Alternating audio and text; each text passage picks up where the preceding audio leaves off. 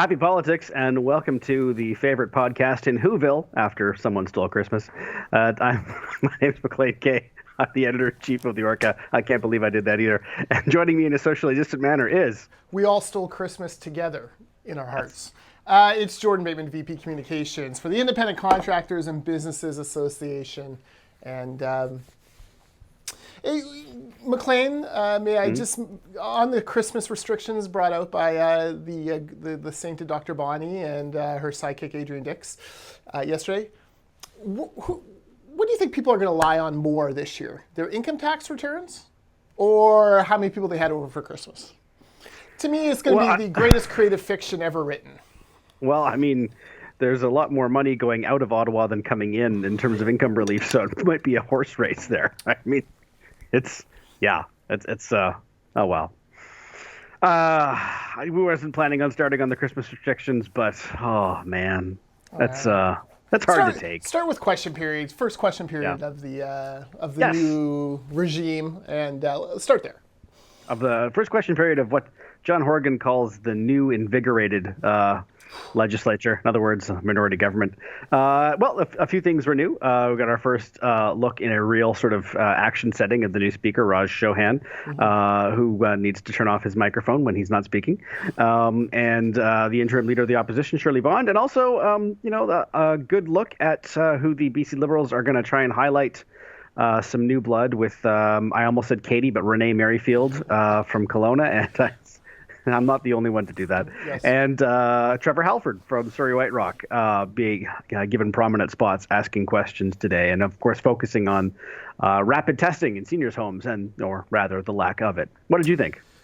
Well, look, I thought the questions were perfectly valid. I think it's something that a lot of us have been wondering about. Why are we rapid testing on film sets? Why are we rapid testing athletes? Why can't we rapid test long-term care workers? I found the answers from the government circular and frustrating and frankly incorrect. The claim I think was thrown out, oh, well, there's a 30% false rate. Well, that still means it's catching 70%, and 70% is better than 0%, which is where we are right now. And if it's such a horrible idea, why are you running two pilot programs in two different health authorities doing precisely this? Like, the correct answer is, guys, long-term care is our number one priority. It's been awful. We want to do more, and we're going to look at every tool in the toolbox to do it. And rapid testing is indeed one of them. That's why we're having these two pilot programs. And if we can show empirical data that this is going to help, we will roll it out. That's the answer, right? Like, it's not hard. But instead, this post-politics legislature, John Horgan, Premier Dad, who's actually Premier Us versus them. No, how dare you even question this rapid testing? Oh my God! And Well, they were framing it as, you're saying it's a silver bullet, and the numbers say it's not a silver bullet. Nobody's saying it's a silver bullet. There are no silver bullets. Mm-hmm. Washing your hands is not a silver bullet. Wearing a mask is not a silver bullet. What? Well, these are all good things to do. But they're not one of them makes you immune and completely safe. And as you say, if rapid testing gets 70% accuracy, I mean, Adrian Dix is right. It's not 100%, but it's still 70%. Yeah, right. It's better than what we have right now. And if nothing else, it gives a little bit of confidence. Like, imagine being a long-term care worker and seeing so many other places and friends go down ill, get a positive test when they're not even symptomatic, and then have known they've spread it into their facility. That would weigh on your conscience. That would be very difficult to deal with. We don't make them report when they have symptoms, but by the time they're symptomatic, often they've been contagious for 3 days. So, use it. Just try it. Use it. Say we're piloting it. You're right. Maybe this is a better way of doing it, and we'll see. Like, it just doesn't make sense. Like the reflexive. It's old school politics, but I guess what do you expect? They have their majority now, so everything they do is correct, and everything anyone else suggests is incorrect. It's worth mentioning in that vein, the new Green Party leader, Sonia Furstenau, also got a question asking about something that's been making the rounds a lot on, Twitter and also media, is that the comparative lack of information publicly in BC about, granular info about COVID infection rates and all that stuff. It's simply not available here. That is easily available in other jurisdictions. The question is why? I thought First actually asked a pretty good question saying, why? This information is useful and important, and why the lack of transparency? And Dix was, in his very respectful, polite way, said, I disagree. We are being completely transparent. That's no. Justin McElroy has actually. There's a great follow him on Twitter. Well, always follow Justin on Twitter, but he has done a great job of sort of breaking down the difference in BC and other jurisdictions and all the information that they have that we don't. Yeah, exactly. He had the definitive thread on this, and essentially came out of the weekend where Horgan again said, "Oh, we're as transparent as anyone in Canada," and McElroy, demonstrably proved that wrong. Horgan, no surprise to those of us who've been watching him these past few months, lied. We're not as transparent. Like we get this community by community data once a month, and by we're still waiting for the November data to come out. Like it's not helpful. Then there's all of these demographic and ethnic concerns. There's this myth out there, and it may be true. Who knows? There's this story out there. Well, there's a lot in Fraser Health and a lot in Surrey, and nudge, nudge, wink, wink. It's really in the South Asian community. Okay, maybe it is, maybe it isn't. I don't know. And you know what? No one knows because we don't have data.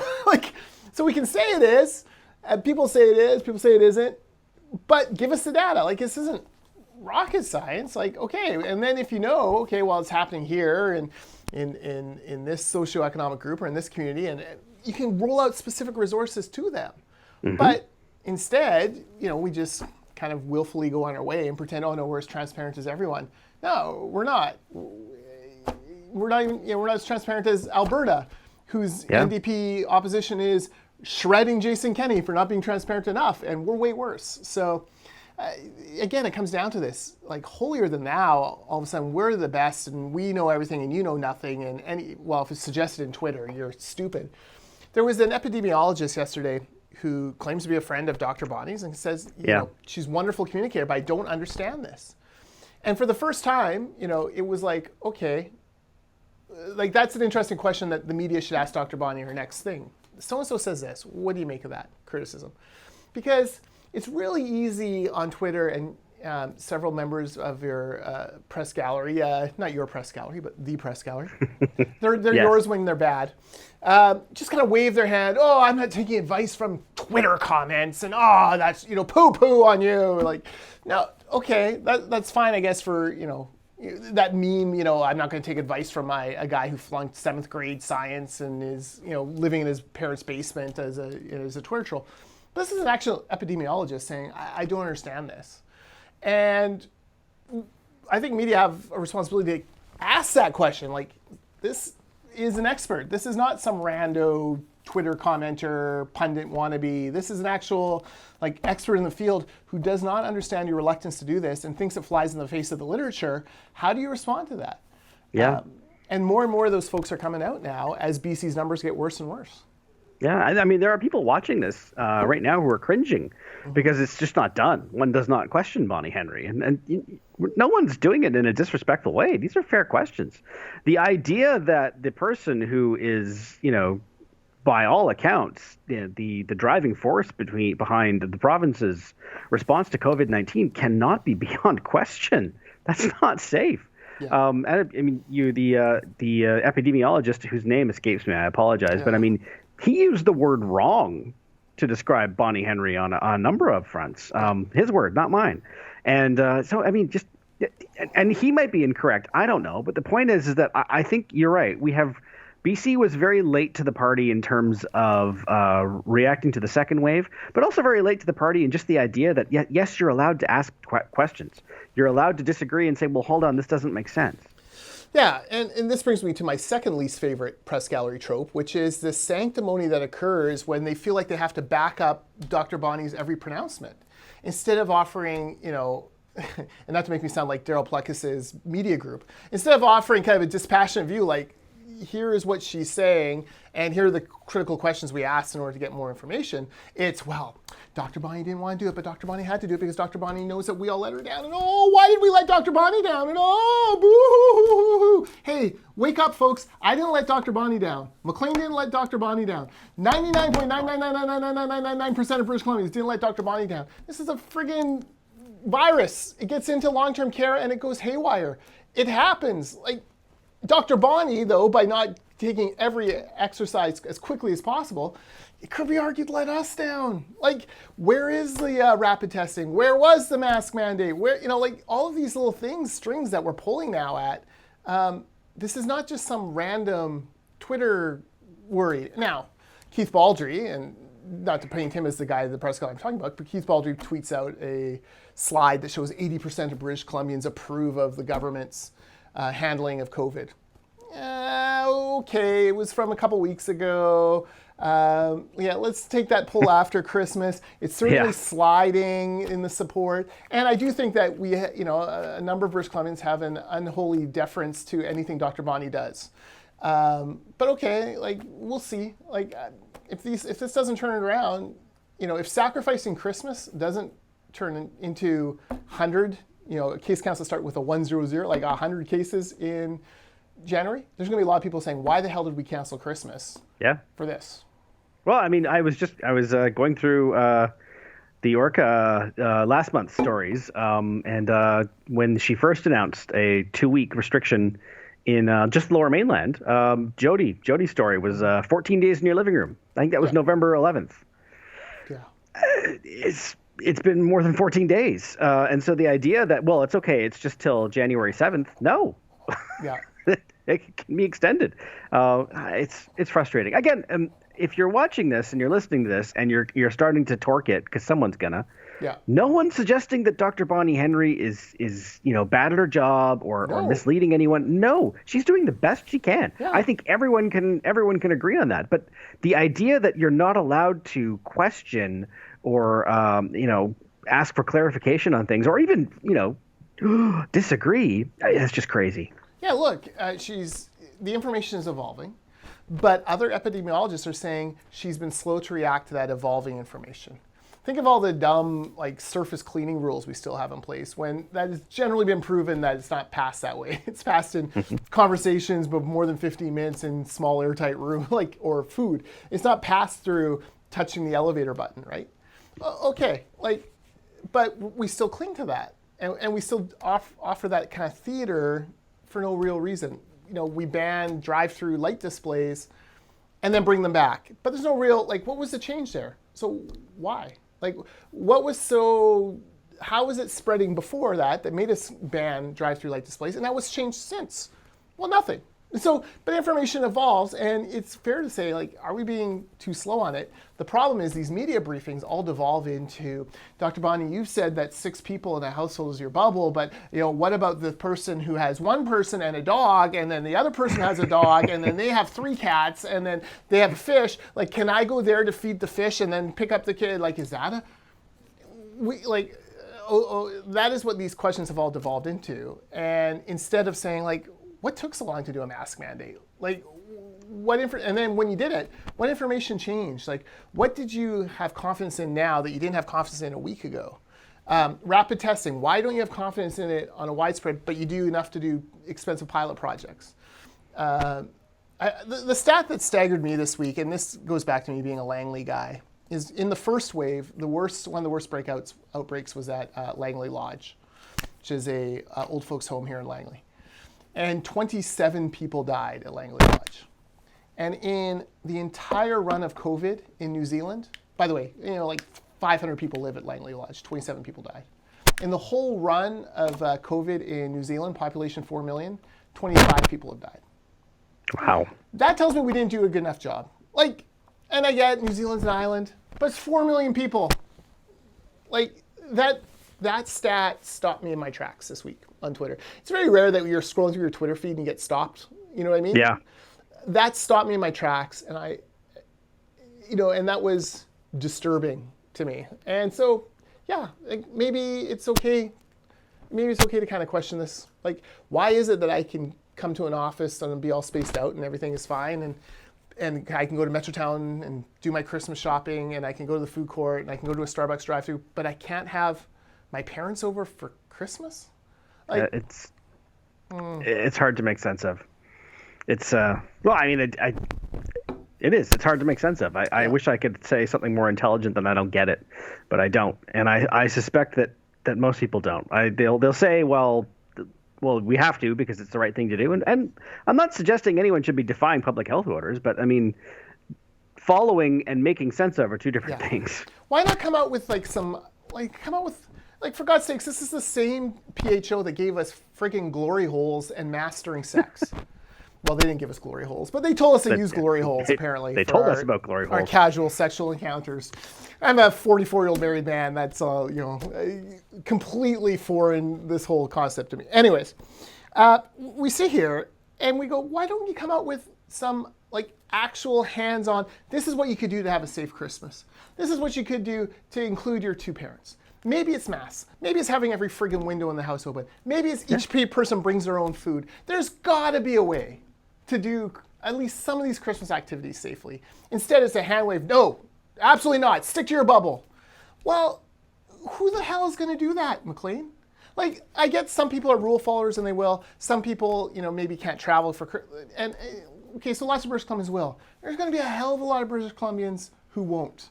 And they should give them the tools to do it as safely as possible. Don't stick your head in sand. This is friggin' Christmas. This is the key family event in a year where we have suffered such isolation. And instead of giving you the tools to do it safely, just a blanket, no, I don't. It's funny because the same people will argue, on teen abstinence, right? You don't just say no sex to kids. You say glory holes and condoms and safe sex. But for this, it's no, abstinence, no. Well, it's that isn't going to happen. Realistically, take a walk on Christmas morning around your neighborhood or Christmas afternoon. You're going to see little gatherings of people, and they're going to try to figure out a way to do it safely. And if only Dr. Bonnie would give us the tools, give us the glory hole-esque document that tells us how to do it safely. You're 100% right. I'm very jaded. I'm very jaded this week, and I apologize to the fine listeners. And you need to understand, I appreciate what Dr. Bonnie's done. I understand no one has it perfect. I wouldn't trade her for Theresa Tam or Hinshaw or anyone else in Canada, but she's not infallible. Yeah. No one is. No one is. I am. Not even. Well, yes, you. You and the Pope. That's right. Yeah, obviously. That's not even true. That's a myth. He's infallible when he speaks on Catholic doctrine and nothing else. Really? There you go. There's some Catholic wisdom on you. See how quickly they backed. Something else we Maclean, did not. Speaking of the Pope, see how quickly they backpedaled on that same-sex marriage thing? No. There was a big story the Pope endorses same-sex marriage in this new documentary. Yeah. And the quote they pulled from the documentary, you're kind of reading it is that really is that? And then, after about 2 days, the Pope's office very quickly backpedaled and pulled that one back in, which is unfortunate because it is unfortunate. Come on. Love is love. Let's get with the times here. I couldn't agree more. As someone who's raised Catholic, that one has always felt more than a little archaic. Hey, there's something else that happened in the legislature today that I want to talk about. We don't have lots of details yet, but it's just too ridiculous not to share. Stop me if this sounds familiar. The police are investigating the legislature. This time it's Victoria PD. Yes, I know. You thought these stories were... Another wood splitter? No, even better. Well, no, that's not true. It's not even better. So we don't have a lot of details, as I said, going in. But the ceremonial mace, which if you've ever watched the procedures of the legislature, is a big golden, mace that symbolizes the power of Her Majesty and the state and all that. It has been, and I'm going to use the air quotes if you're listening to this on Spotify, been tampered with. That is the sum total of information we have. We know that it's protected with, motion cameras and all that. And if you even so much as nudge it from its what do you call it? Its base where it's held. It's in the speaker's office, which is where it's kept. An alarm goes off. So it's possible it was cleaned a little too aggressively or a little too thoroughly, but it sounds like it's more than that because the police are involved. Hey, if you thought that the end of drama from the speaker's office was here, think again. Okay, first of all, this has to be enough damage that's noticeable because, I mean, other than the sergeant at arms, I don't know anyone that no one else carries the mace every day or touches it every day, so it has to be noticeable to the sergeant at arms. Okay. Yeah, I mean, tampered with is a big, broad category. Yeah. That could mean someone's actually spray painted graffiti or dented it with a hammer, or it could mean moved it 6 inches to the left. We don't know. or scratching Daryl was here. No, I'm just kidding. Okay, so I have thoughts on this. Most people do.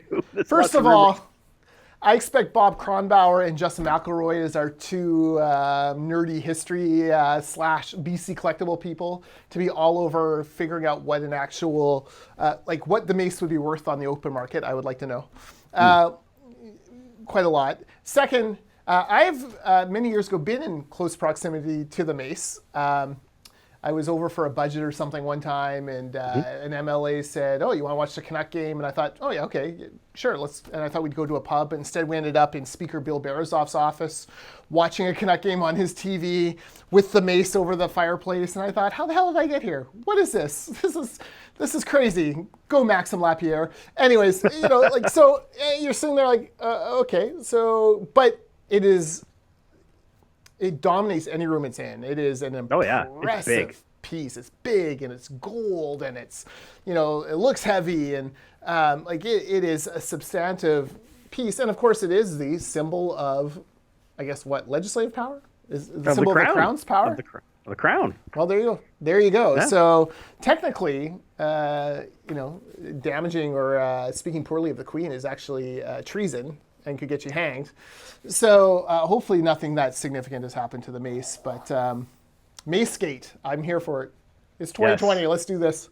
Ace of Mace. Richard Zussman is already well out of the gate on mace puns. And the case of the mace. All I will say is there are widespread theories on exactly what happened, but it would be irresponsible to publicly comment on them until we hear more, as there is an active police investigation. It's true, but it's terrible to say. Yeah, there are a lot of giggles happening right now. Put it that way. It's terrible to say, right? Like Raj, I thought had an excellent when he was sworn in as speaker. I thought it was a really touching moment. His speech he gave. I thought it was. I question the fact that Mo Sahota and Wally Opal got to be there in person when other British Columbians aren't allowed to come in person to the legislature, but a moment of historic significance and properly captured by the new speaker. And universal, I'm not sure, I assume the Liberals and Greens voted for the speaker appointment. I can't see why they would. I believe so, yeah. I mean, they couldn't have vetoed him, so. Yeah, embraced on Twitter by most MLAs. And it was a historic moment, a touching moment for a very significant community within British Columbia. And he probably thought, okay, this is great. I'm now the speaker. Let's get to it. Day one, Speaker, what do you think of Daryl Plecas's crazy reports? That says that basically everything we do is wrong. Okay. Well, day two will be better. It's my first question period. Day two, Speaker, have you noticed the mace has been is a little bit weird? It's not sitting properly, or what will day three bring for poor Raj? Poor Raj Chouhan is his first day yesterday at his first press conference, and I believe it was Richard Zussman asked him the first question, which is essentially, how will your style differ from that of the previous speaker? And Chouhan's answer began with, and I quote, I'm not making this up. That's what he said. And then went on to say that he actually had a great answer. His aim was to make question period as dull and boring as possible, which is kind of funny. It's already happened. You should put out what you mentioned in your tweet, what you noticed about how the Liberals treat him compared to Plecas. Oh yeah, the very first question from Shirley Vaughan, and every other question afterwards refer to him as Honourable Speaker, which is normal.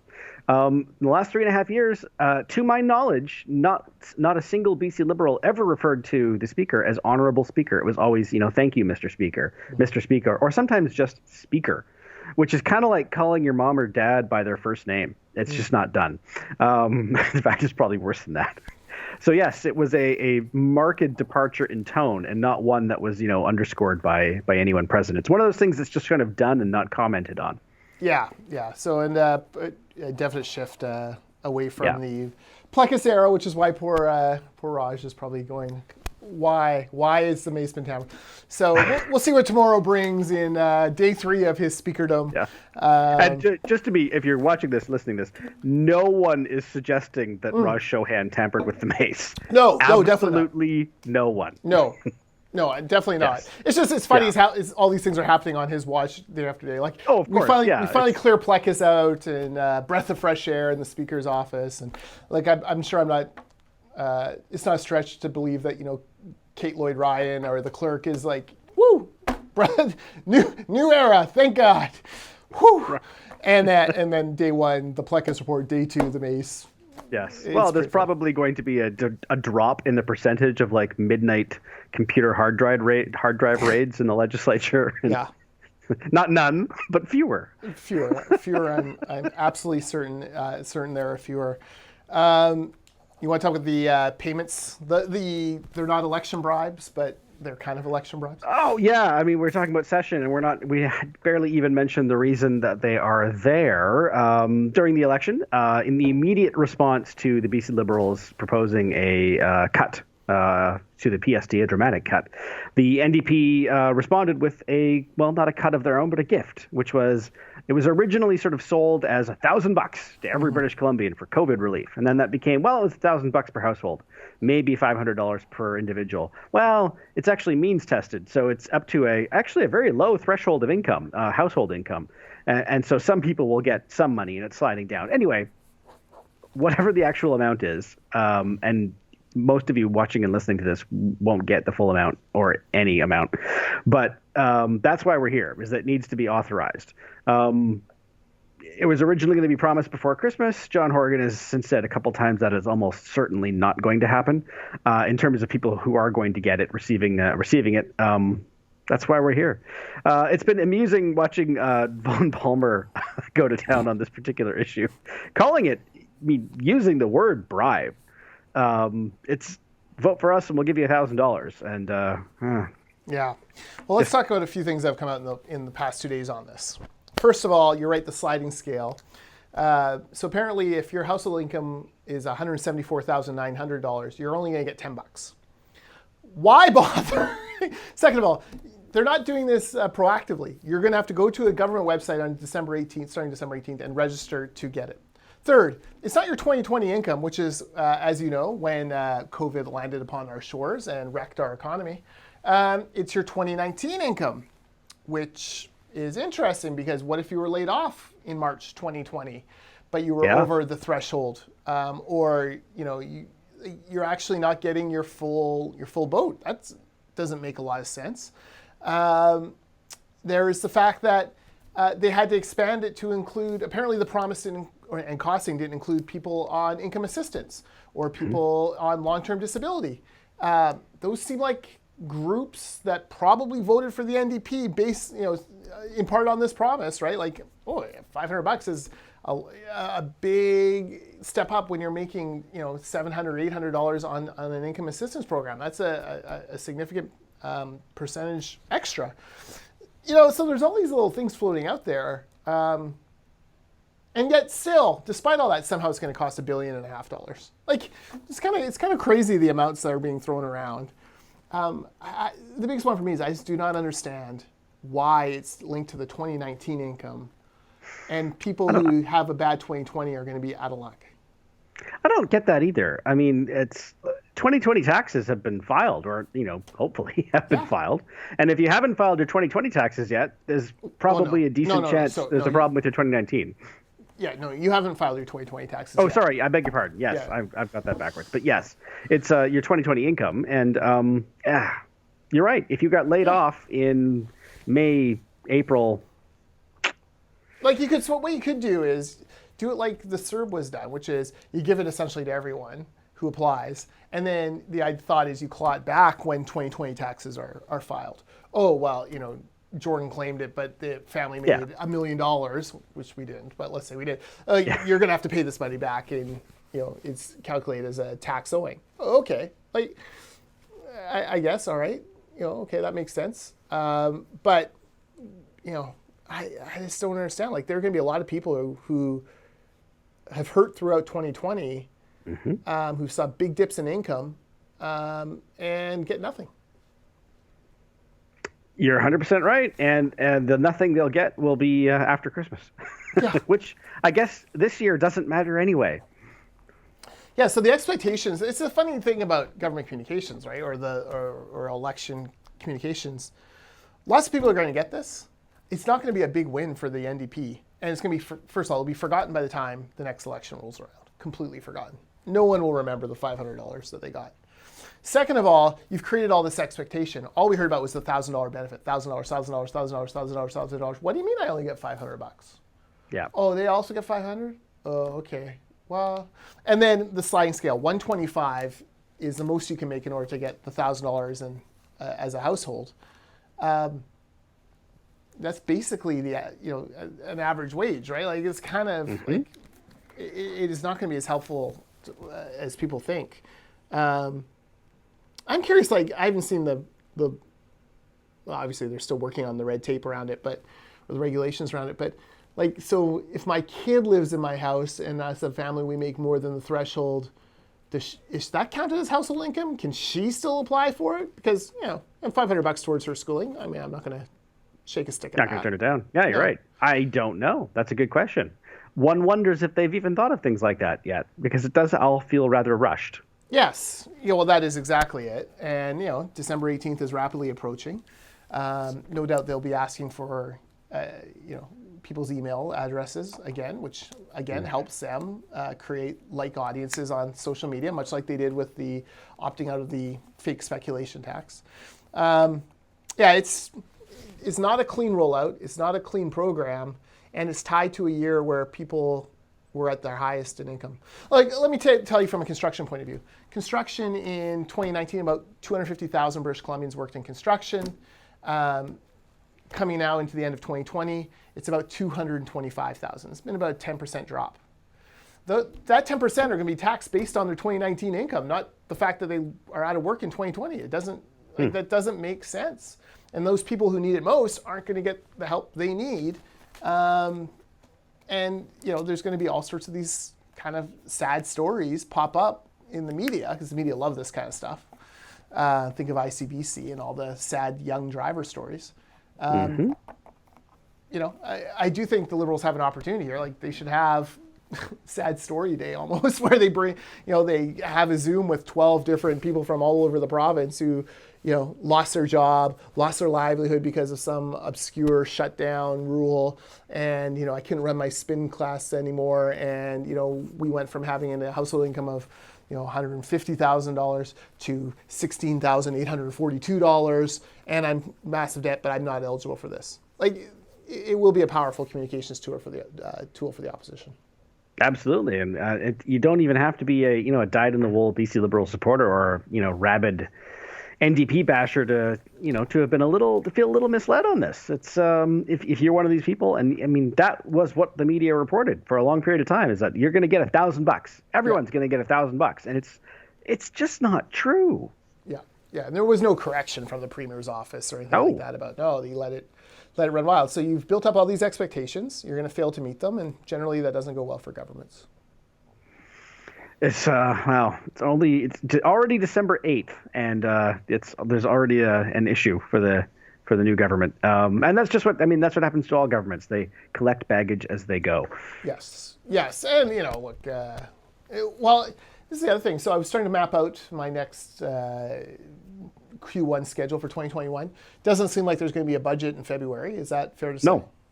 No, yeah, they introduced legislation today allowing them to delay it as late as April 30th. Ah, well, excellent. So won't book a hotel room then for that the day after Family Day, which has become a tradition. And they've canceled the quarterly update. Had already canceled the quarterly update. It would have been November 30th. Why wouldn't they have a quarterly update? They canceled it. They've never really. That was very quiet. It just kind of happened. And they had already introduced legislation allowing them to pass the budget slightly later next year. I want to say end of February, early March. Now it's end of April. To be fair, by the end of April, not on April 30th. Right. And the stated rationale is they want to see what effect vaccinations have on the economy. I don't know that that if the rollout, the way it's looking now, is anything to go off of. Most of the overwhelming majority of the province will not yet be vaccinated by that time, and certainly not in enough time to study how it's going to affect the economy. I mean, if we all get vaccinated on April 1st, they're not going to know in time to prepare a budget to intelligently, it's not enough time. It's not enough information. So we'll see. April 30th is that's 2.5 months late. Yeah, that's interesting. So right now, what we know is before Christmas, Canada has about I think it's 300,000 doses for all of Canada, but you have to have 2, so only 150,000 Canadians will actually be vaccinated. And if you take the per capita, you're talking about 15,000, like not even enough to fill Rogers Arena for British Columbians. So it's almost irrelevant. And then, Trudeau has said by September, the majority of Canadians will be vaccinated. Well, that means 50% plus 1. Well, it's funny, like Chris Gardner, our president, and I were having a conversation about this yesterday. Like, how does the plane get landed on this pandemic? Like, how does this ratchet back? You and I are Canadian Football League fans. Yes. When does Dr. Bonnie feel confident enough to allow 10,000 people into BC Place Stadium, let alone 20, which the Lions would hope to draw? When is it okay to have a full house at Rogers Arena to see the Canucks play? Is it based on how many people are vaccinated, or is it still based on individual case counts? Day by day case counts. Like, this is an interesting. Like, we're not sure how she actually extracts us from these shutdowns, right? Do you start like layering stuff in? Are casinos basically closed until cases are a dozen a day? Like, what are the thresholds that need to be hit? I mean, we'll have the luxury, I suppose, of watching Britain and America shoot past us as far as people getting, as they say in England, the jab, and as they say in America, the poke. People will shoot. We'll be able to see how that kind of unfurls, but you still have to have a budget by April. You're not going to have any kind of sense as to where the economy is going, and just bet conservatively and overperform expectation. Like, this isn't rocket science. I tend to agree. I don't understand what information they'll have. And I mean, unless they know something that we don't, which, given the theme of question period today is entirely possible. But it's difficult to see. And it's a new finance minister who's never prepared a budget before. Right. So I'm sure that's part of it. And but her predecessor is there for $1 a year. That's actually a very good point.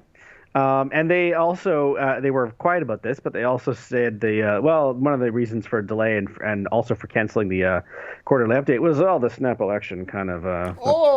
Say it again. We'll see.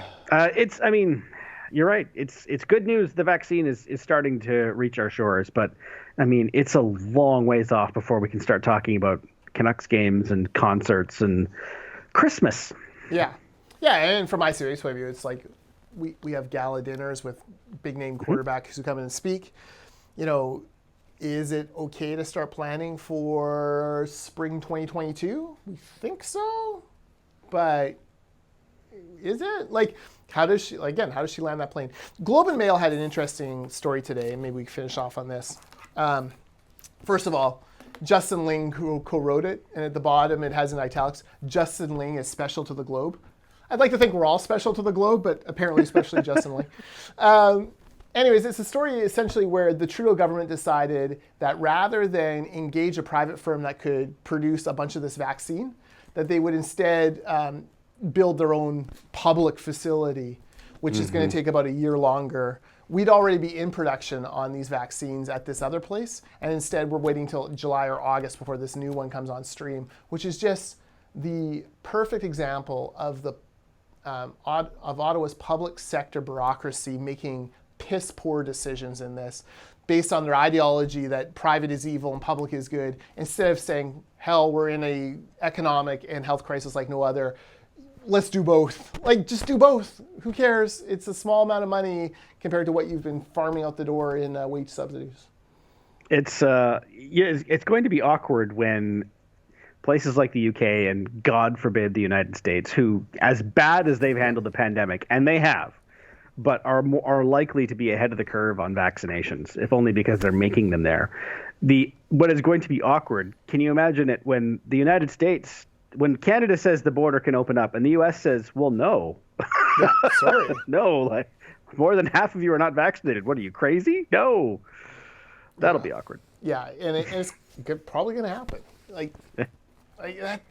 It's just so frustrating because we had the opportunity to get in, and instead, they somehow started flirting with China as if Canada and Chinese relations are in good stead right now. Like, what are you thinking?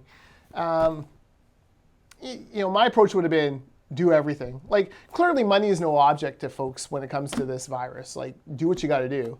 Mm-hmm. Therefore, buy private, buy public. Sure, talk to China, but don't paint yourself into a corner on any one of these single options. Well, unfortunately, the worst year ever is going to be followed up by at least an awkward beginning to 2021. But that's more we can talk about on next week's BC Poly Hot Stove. Do you have anything more? Next week might be the last one we do before? Or no, we'll do one more before Christmas break, I think. Let's see. Yeah, I'm around. Are you around? I think so. I'm done on the 24th. So we'll do a couple. What the heck? You need the content, so. We do. Oh, well, thank you. I can give you a naughty. We can do a naughty and nice list on that 22nd. Oh, okay, good, excellent. Send your nominations to me, people, so I don't have to do any research. This is true. You can send them to me as well. Just me. So I can counter Jordan's research. And until then, my name's Maclean K. That's Jordan Bateman. Happy politics.